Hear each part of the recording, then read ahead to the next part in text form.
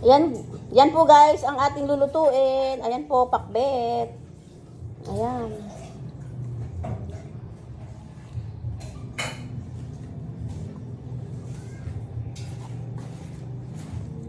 Yan na po guys, gigisa po tayo yung bawang.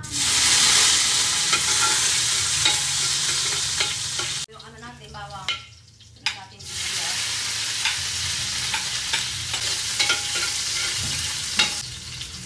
Okay na din po yung ano natin, sibuyas.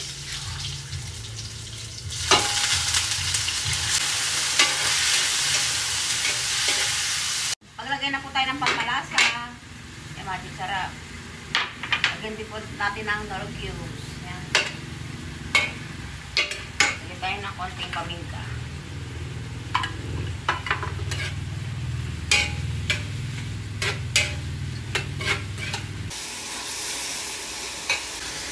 Ayan po, lagyan na po natin yung kamatis. Ayan. Ayan po, halo-haloin po natin hanggang maluto po yung kamatis. Ayan po.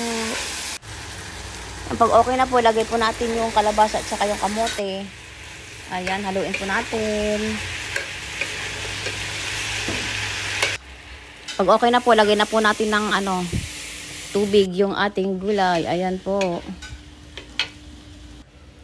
Okay na po, lagay po tayo lahat ng gulay na po. Okra, ampalaya, tsaka yung talong, lagay na po natin yan lahat. Tsaka po natin halo-haluin. Ayan, hanggang mag-mix po yung marigado po sa gulay natin. Ayan.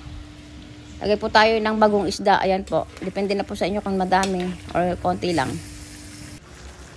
Ayan po, ang ating lutong pinakbet. Okay na po yan, ready to serve na po. Yan na po guys ang ating lunch. Ayan po, pakbet.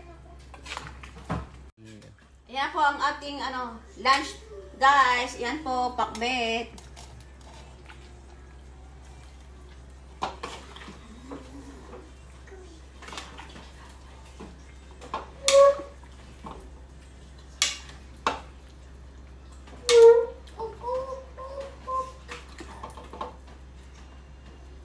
Yan po guys, ang ating lunch. Thank you guys for watching. Bye!